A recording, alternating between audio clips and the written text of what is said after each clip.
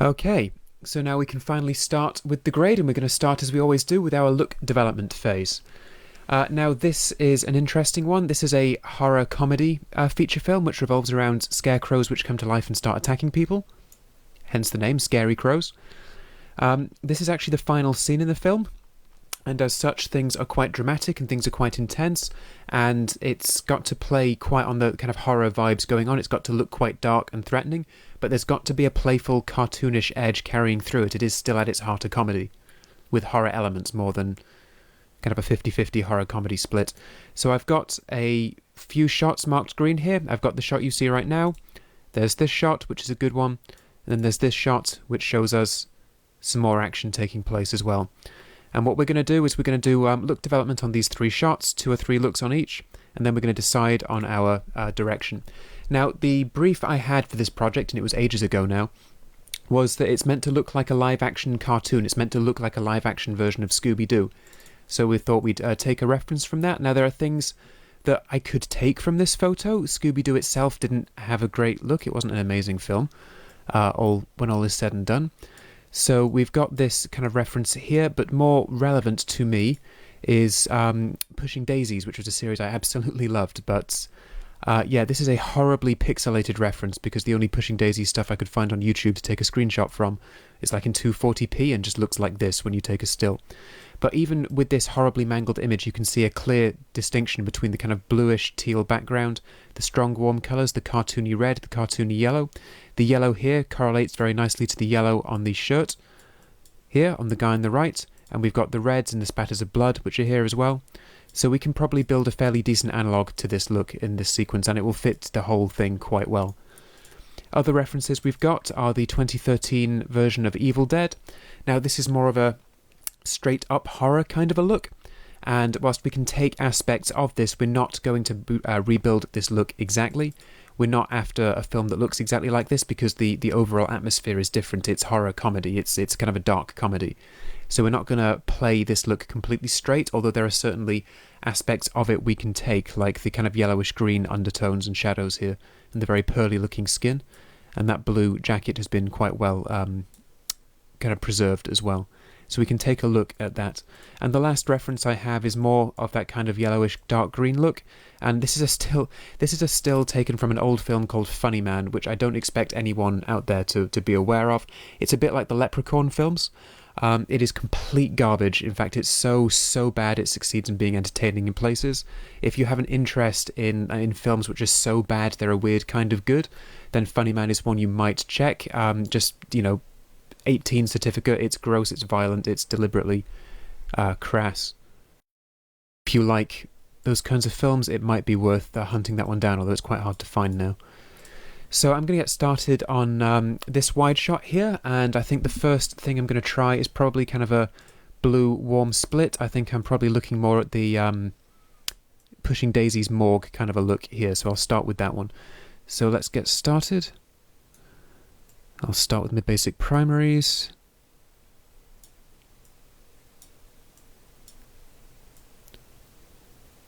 Now we've got quite a yellow colour balance here. So I'm just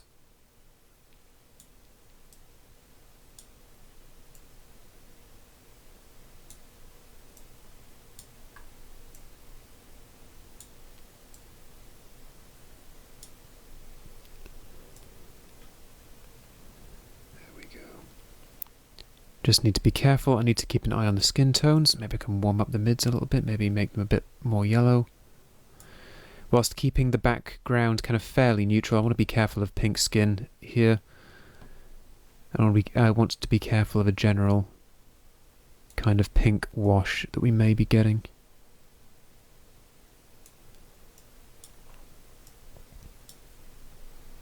So what I will do is I will bring our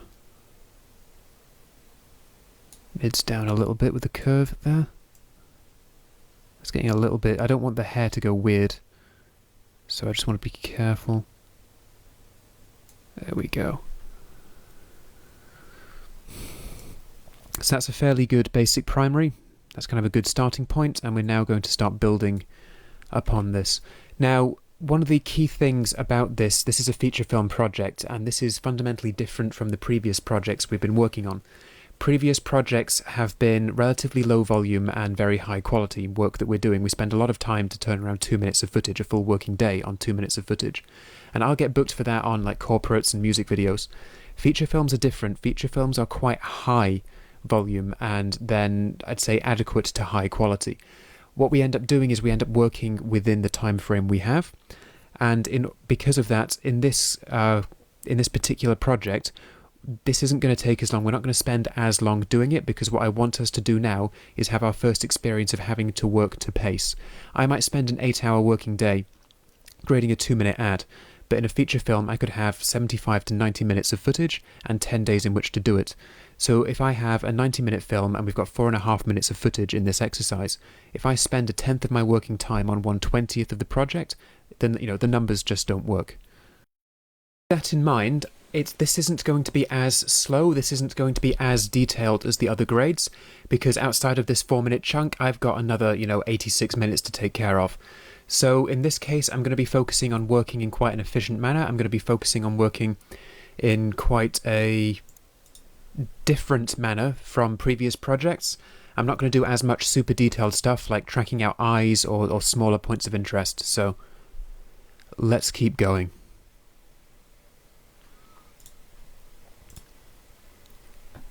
So on this grade we've made our first primary and we're going to continue going. So the first thing I'm going to do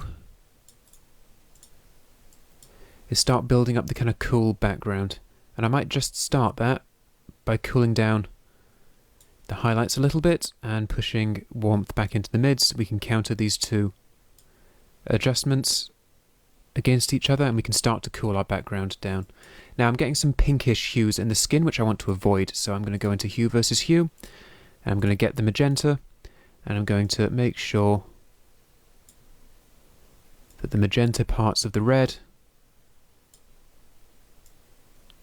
all fall.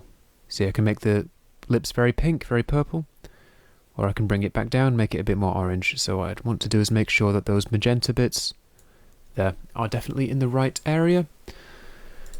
And now I can probably start looking at a secondary key here. Let's just put that node in the right place.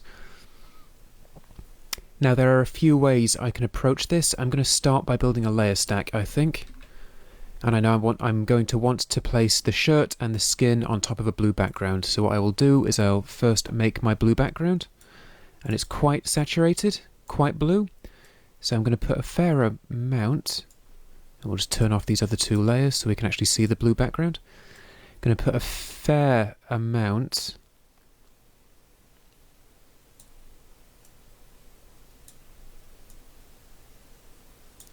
we don't want it to go green in this one, we're going to make it blue. So there we go, that's getting to a decent match. Also, the kind of greenish tint is, we've got quite a warm environment anyway, and blue plus yellow is green. But that kind of greenish tint helps sell the fact that it's a horror. We associate green more with horror more than blue or cyan. So that's looking like a good background, and it's not a terrible look by itself. We can just start to refine it. So what we'll do, we're going to do the easy thing first. We're going to key out, get the right window active, then we're going to key out that shirt. Make sure we don't pick up, excuse me, make sure we don't pick up any of the low saturation noise, and then we'll just clean it out, and we'll give it a good old blur. And now we've got that blue background, but of course we've now got a layer with just the yellow shirt on top. We're not looking for overlap, we're not looking for that kind of natural blend in this one. We want some quite good colour separation, and to that end we've now got the yellow shirt, and because I've got it there I can now make it as strong as I like, or I can make it a different colour, whatever. It's looking pretty good as it is. It might be a little bit on the red side. I might just drag it a little bit more towards like a primary yellow.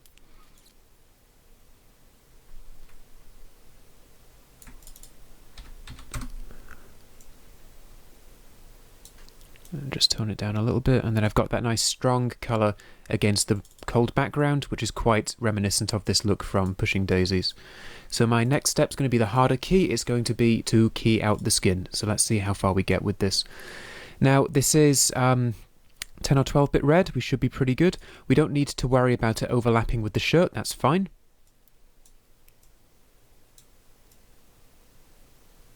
We kind of don't want these bits of the shirt coming out. And we definitely want to avoid this bit of the background here, so we just need to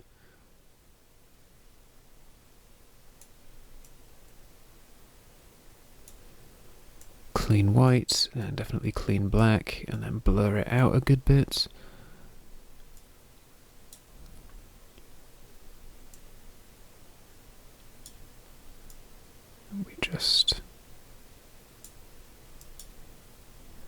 What we don't want to get are odd bits of the hair. So we don't want the hair to go green when we're building colour separation. Well, this isn't a colour separation look, this is a colour contrast look, my mistake. When we're building a colour contrast look like this, which is actually not too far removed from a fairly traditional teal and orange, what we want to avoid doing is having parts of the hair go blue or green, because that's a dead giveaway, and it's actually very hard to avoid. We need to watch out for this little bar down here. So what we're going to do... Now with the very dark bits, I'm not going to worry about that too much, but if, you know, these lighter brown parts of the hair were to start going green, we'd have a problem. The shadows, not too much. Also, his blue eyes are being made much more obvious by the colour contrast. That's quite common. We just need to make sure that they don't start looking like really odd and distracting. But I think they're okay where they are. We just need to keep an eye out for this. If we watch this through now, we've got chattering noise down here. The little bits of his shirt aren't actually very visible, and we can approach those just by dialing up the clean black and then blurring it out a little bit more clean white. And these little bits in the shirt here, they're not perceptible. If we look, we have to watch it through. We'll take a look at a full res version. That looks pretty good, that looks fine. We've got a little bit of a red shadow down here. That's actually quite stable, but I still want to get rid of it. I don't want that little red shadow to persist. So, what I can do, he's got a very evil looking stare right there. What I can do, because we know that the yellow shirt overlaps beneath, I can do quite a crude... That's my phone.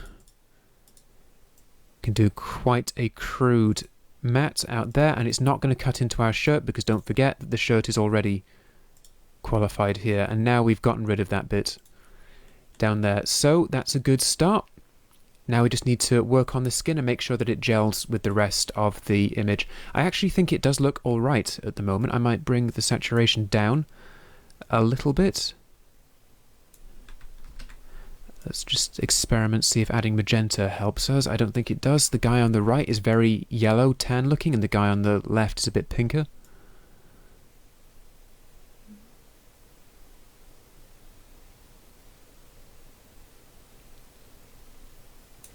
And just take the skin tones down.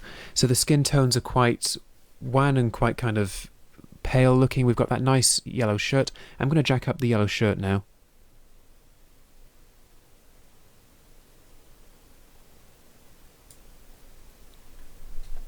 And I tell you what I'm going to do, I'm just going to change the order of the layers here, because I know I've made a mistake. If we put the shirt on top, then that's fine. But if I have the shirt underneath this key, then all of this bit here is going to interfere with the grade of the shirt underneath. So something that slipped my mind at the time. It is, however, very easy to fix. We just make sure that the shirt is on top of everything else. And now we've got that nice, strong, yellow, cartoonish look there. That's a little bit strong. I'd say that's probably good, and I like that. So the difference that makes, I like that strong yellow colour there. Now, I'm done with my layer stack. It's done what I need it to do. I've got my blue background, I've got my skin tones, and I've got my yellow shirt. I'm happy. So now, I'm going to move on. I'm just going to finish this off. Now, I'm not going to make super detailed adjustments here, and I'm also not going to do any tracking or vignetting in this node. Later on, what we're going to do is we're going to group all of these shots together and then apply this to all of them.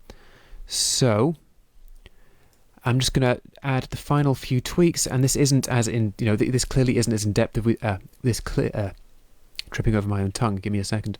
This clearly is not as in depth as other grades we've done on other practical projects, but like I say, hypothetically we've got much more material to deal with this time.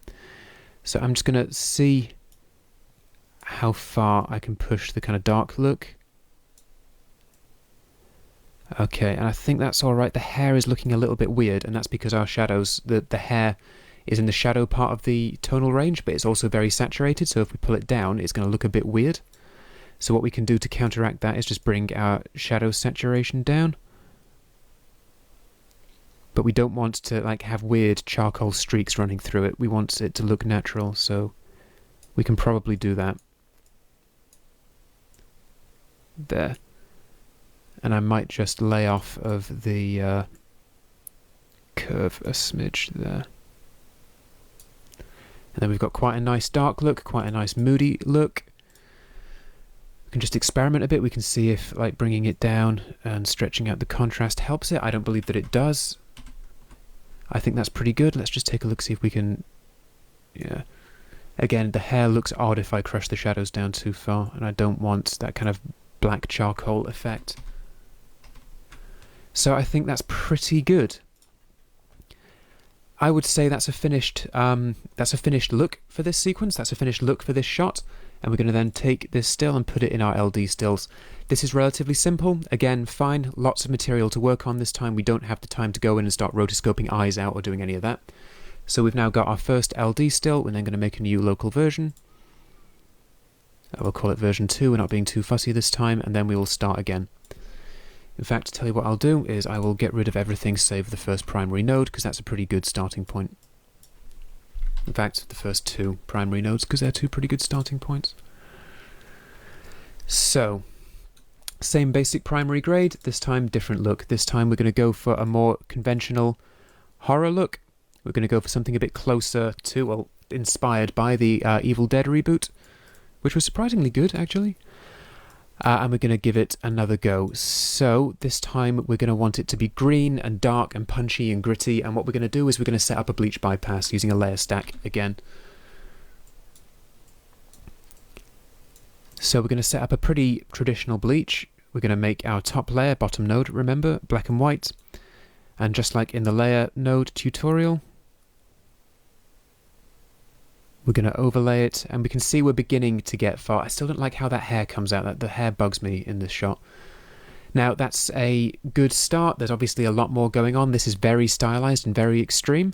It kind of fits the expression of the actor here, but later on this guy becomes incapacitated by hay fever after fighting off a scarecrow. Some hay spills out and he has a sneezing fit, so it's not all gritty and dark all the way through. We need to retain that kind of comedic feel.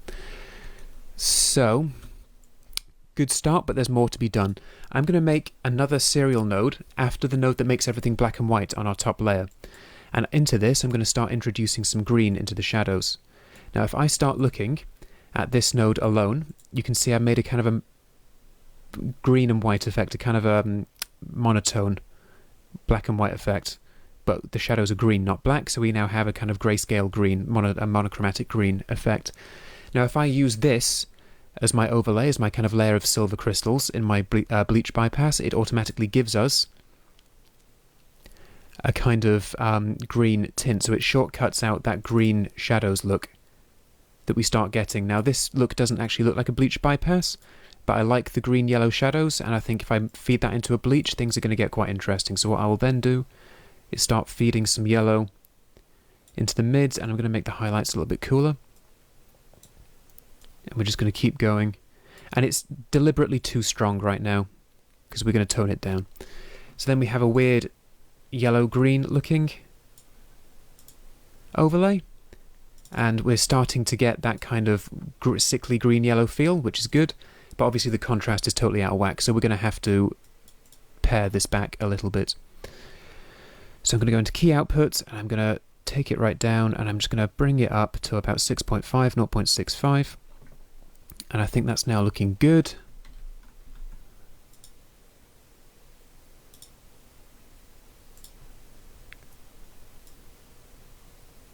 And then what I'm going to do in this node, I'm just going to bring my shadows up a little bit, and I'm going to bring my mids down. And what I'm trying to avoid here is that weird flattening of the hair over here. And then maybe I'm actually going to bring my... Now the highlights can stay where they are, otherwise we get the kind of stereotype silvery highlights you get in a bleach and they don't always look good. I'm going to bring that up a little bit. And then I'm going to do just a little bit of work underneath.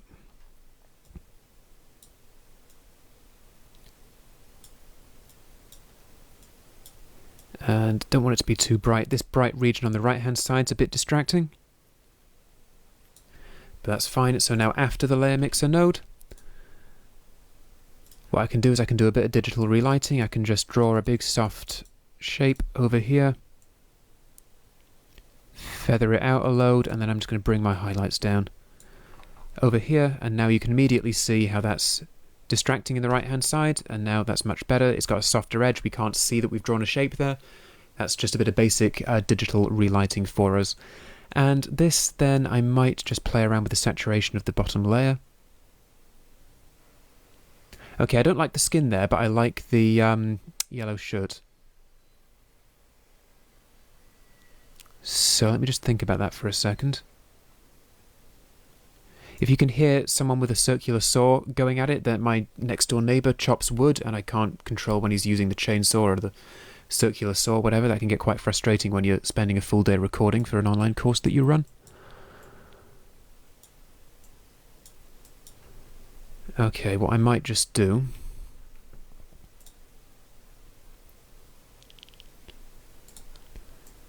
is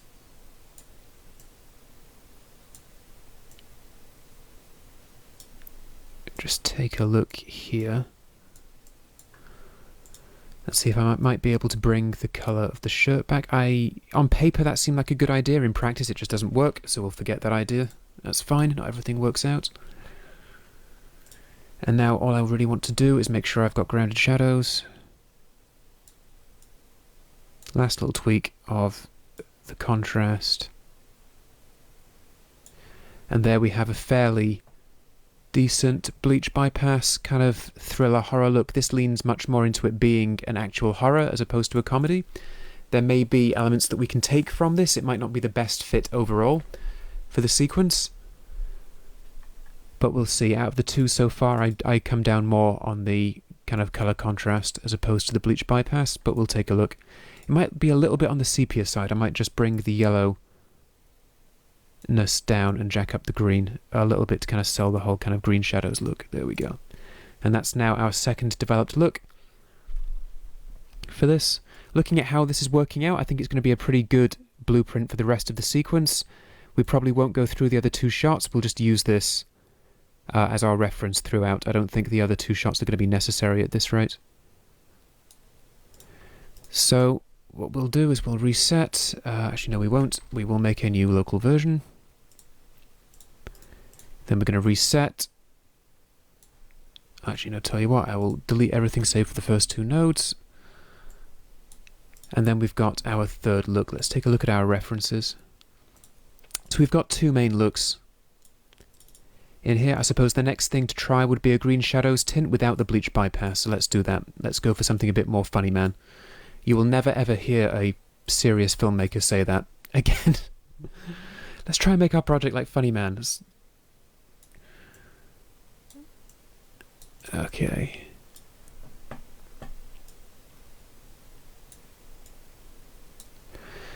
So this time we're looking to make some kind of greener undertones and make it generally more colourful, possibly a bit warmer. We can take a look at this again. The skin is very glowy and warm. We don't want that exact effect on here because it's not justified. There are no justifiable lighting effects. This is from a kind of alternate dimension kind of dream state scene where this woman's a medium and is kind of doing something in a different world.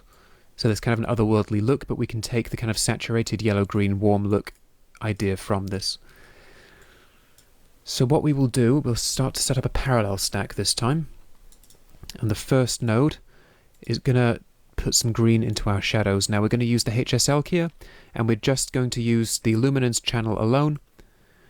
And we're going to just start selecting the shadows. Now we need to be careful with this look because it hits the hair. We just need to watch out for this. Oops, wrong one. High. Now one of the things we can do to avoid hitting skin and bits of hair is we can bring the high sat down as well. And what that does is it allows us to miss out things which are very highly saturated, and that's typically kind of skin shadows, things like that. And what we'll do is we'll just soften that down. And you can see now how that stops us from hitting the hair. But we don't want to start losing this background, so then what we'll do, we'll clean black, clean white, and then we'll give it a good strong blur. We don't want to be too aggressive here because we don't want the hair to glow green, but we can get a start here. So we've now got the background. What we'll do is we'll pull green into our mids. If we're too aggressive, it starts to look really wrong. We're going to pull some green into our mids. I might just let a little bit more of this. And we don't want it kind of bluey teal. We want a more yellowish, sickly looking green. And we'll bring the saturation down a little bit. And we'll push a bit into the shadows. Now our shadows are looking a little bit off, but we're going to fix that in a second. So that's an okay-ish looking green shadow effect there, maybe a little bit closer towards yellow. What I will then do, I'm going to go into the log controls. I'm going to go into shadow. I'm going to set my low range down to like 120. And now I'm going to put magenta into my shadows. And I'm just going to balance that until what happens is I'm going to get rid of the green in the very darkest parts of the image, which should be neutral black. So I'm going to preserve my core blacks. I'm going to keep my shadows the way they should be.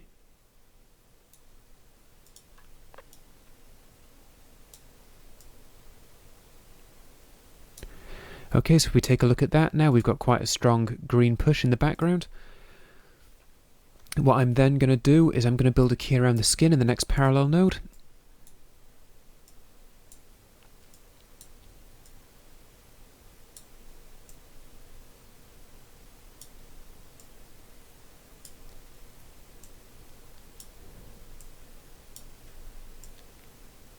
Very easy to do. We're just going to clean black and we're going to give it a good strong blur as well. And now we've got our green background.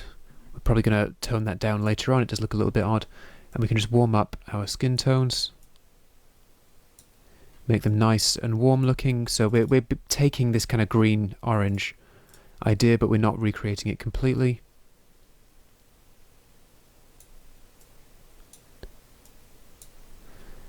Tell you what we might also do, we might just bring the... because we can just play with that until we're happy.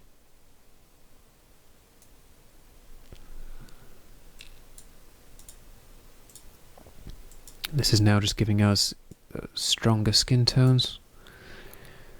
Tell you what I will do after that parallel stack is what I'm going to do is I'm going to take some of the saturation out of the shadows again, just take care of the kind of weird hair.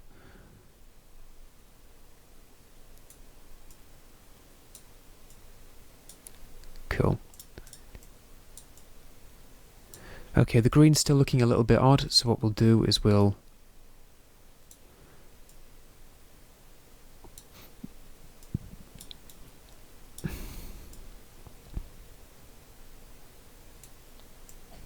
just play around with this node until we're happy.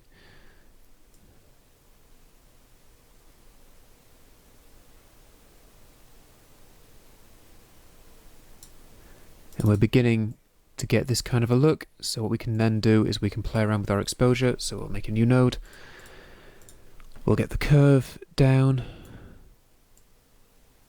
and we can play around with doing that. That's not really working. What we can then do then is just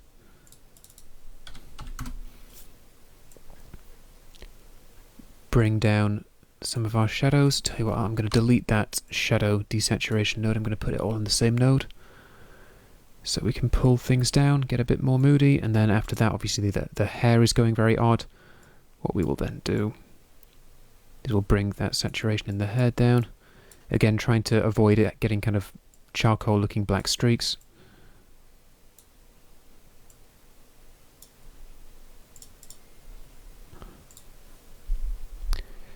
So we're just going to keep massaging this until we're okay, and like I said, we're not going to draw masks around anything, we're not going to do huge amounts of roto or anything like that. We want to make sure this is something we can apply. So this looks reasonably strong to me. I might just tweak my highlights up a little bit. Actually, you know what? No, I'm going to leave the highlights where they are because his skin starts to go quite odd otherwise. So this is now a darker, greener look. It's not the same as the bleach bypass. You can see the difference the bleach makes. That's a little bit full on. Maybe if we were going for the bleach, we'd make it a little bit less strong. Maybe a 50-50 between these two. But this is look development. Things don't have to be finished. They just need to give a good indication of the direction in which we're going. So I'd say I'd call that look development done there. That's our third look. So we've got our 3 looks to choose from. We've got this look. We've got our first color contrast. I've got to say this is my favorite at the moment. We'll probably continue with this style. And then we've got our bleach, which there are elements of that which work, but it needs a lot of work to continue. And then we've got the green look, which is probably not quite selling things as strong as it needs to be. This is quite a cartoony, quite a hyper-real project. We don't want things to look natural or standard. We want things to be convincing, but things have to convey a sense of what we call hyper-reality, something being very intense, emotions being very intense, kind of eccentricities of the world, eccentricities of storytelling, character quirks being very almost cartoonishly intense. So we want to kind of sell that with good strong colours, and I think what accomplishes that is the blue-yellow contrast here. Right, so this is look development. This time, like I said, it's not been as in-depth as the last two. That's because we have a lot more material to work with, and we're going to keep it, we're going to focus on working at pace here. So as we go forwards, now that we've done our look development phase, I want us to keep the following statement in mind. Yeah, I have 4 hours to finish this. In the last 2 projects, we had a small amount of footage and we were booked out on corporate or a music video. We had the time. This is a feature film. We have 10 days to do this and there are 90 minutes to get through. This is just 4.5 minutes, yeah? So I have 4 hours to do this. We want to try and see if we can work at a reasonable pace.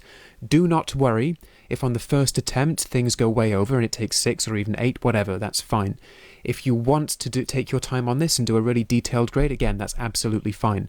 What I strongly recommend is that at some point you sit down in front of this and you say, right, I'm going to pretend I have the rest of a feature film to get through. I've got 4 hours to finish this sequence. That's first, second, and third pass, right? And then what we're doing then is we're training ourselves to work towards a deadline, to work, at what we call reasonable pace. So keep that in mind as we go on to the first pass. And when you're ready, click on through to the next lecture.